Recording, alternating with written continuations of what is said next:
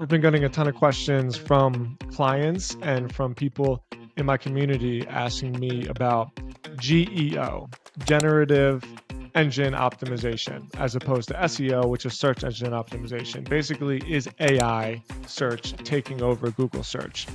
And the answer is no. The answer is also yes. It's a little bit complicated. There's some nuance. In today's video, we're going to look at some examples at the difference between search in an AI LLM and search in Google, a typical Google search. And I'm going to prove to you that Google search is not going anywhere. And I'm also going to show you some nuance to show you that AI search, GEO, has some real benefits. So let's dive in.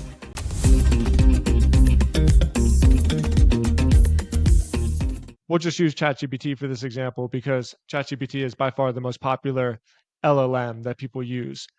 So look, Google traffic is accountable for 44% of website traffic, while ChatGPT is accountable for 0.1%. That's not a typo. So here's the thing. GEO and AI search is getting a whole lot of buzz and awareness right now, and people are under the impression that it is taking over Google search, but that's not true at all. Google search is even more popular than it's ever been. Google is like a juggernaut. It just keeps on growing. No matter what happens to the market and what other companies come in to try to dethrone Google, it's not happening. Here's an interesting article. I will put this article in the show notes of the video, in the description of the video. And you can see this in Google's earnings as well. All of this information comes from Google's Q3 earning report. But it's unbelievable.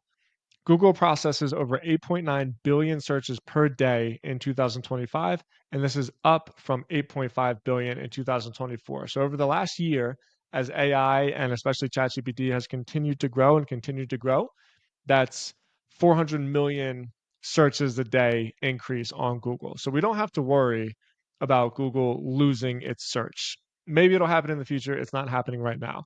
Here's the really interesting thing about GEO, and this was a fascinating case study on Ahrefs' blog. I'll put this in the description as well. I recommend everybody read this. But when people go to AI, they are searching with such intent that the conversion of those traffic referrals is much, much higher than through Google. On Google, sometimes people browse and they shop around. When you go to AI, you get exactly what it is that you're looking for. When you go to ChatGPT, so I'll just read you the title. Like I said, I recommend you read the article. Does AI search traffic convert better than traditional search for Ahrefs? Yes.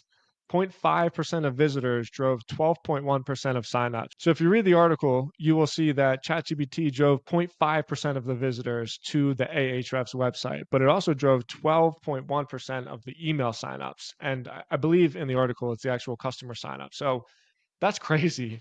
Like even though the search volume through ChatGPT is still very, very low, the value of that volume is still very, very high. So there's two sides to this coin basically to play with. There is why bother worrying about it because Google is still so dominant. Let me just put all of my focus into Google. And then there's this other side that is, well, even if it's very small right now, the value of that search is so high, and it's likely that the value of the search and the volume of the search will continue to increase in the future. However, I think a lot of this flips on its head when we start searching locally. I've made all of my money through local search. I work mostly with local healthcare clinics. I've invested in a lot of local healthcare clinics, and I know how to generate leads. I know how to get people walking through the door of local businesses.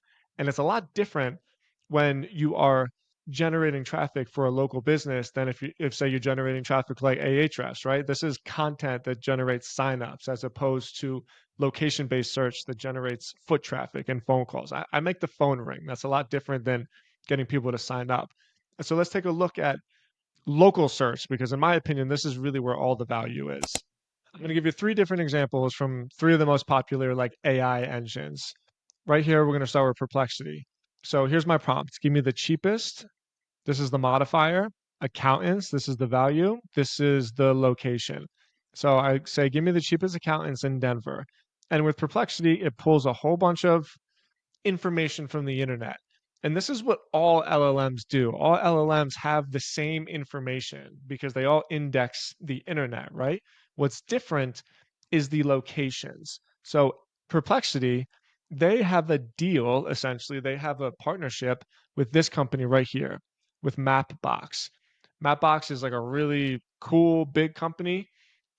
Check them out. They build awesome maps. I'm kind of a map nerd, as you can see from the map behind me.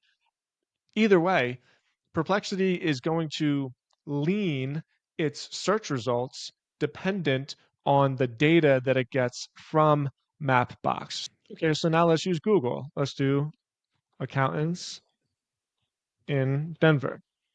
The first thing we're going to see is it still defaults to a typical Google search. And in a typical Google search, you do not have Gemini. You don't necessarily have like the AI answer because Google still has its own map database. And this is so important to understand because this is one of the things that Google has that none of these other companies have is they own all of the data.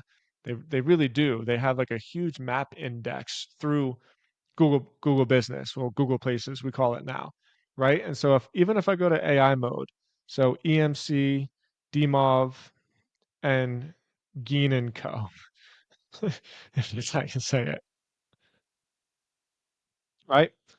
We got a lot of the same search results. So we have DMOV, we have EMC. For whatever reason, we don't have the other one. I kind of forget what it was called, but this is where it's pulling its data. Google's AI mode, Google's Gemini, is pulling its data from its own map, from its own map database. Okay, so now let's look at this one. Quick question. Who owns ChatGPT? Well, Microsoft does. What does Microsoft use as its database? It uses Bing. It uses Bing Maps. So if I type accountants in Denver, the information that is weighted, it's not necessarily skewed, but it's weighted because it's going to pull information from the entirety of the internet, but it's going to weight the search results that are on Bing. Okay, so we have Geen & Co. is still number one. GCK, accounting, is number two. Landfear LLP, right? None of these are on Google's index because for whatever reason, these companies have a higher star rating, probably, um, or this one, Landfear, has a higher star rating on Bing than it does on Google. The moral of the story is that GEO is here, it's here to stay, and it's very important. However, in a lot of cases, the best thing that you can do, especially for local search, in order to rank in the LLMs, is to do what you would already do to rank in the search engines. Improve your Bing profile, improve your Google business profile, get into Mapbox, get into all the other citations like Yelp, like LinkedIn, like your Facebook citation profile, the Better Business Bureau. These best practices still apply for location based search, and they still apply for content based search because even if you show up in the LLMs, you're still showing up because the content that you write is the most authoritative. So, yes, let's all start learning GEO.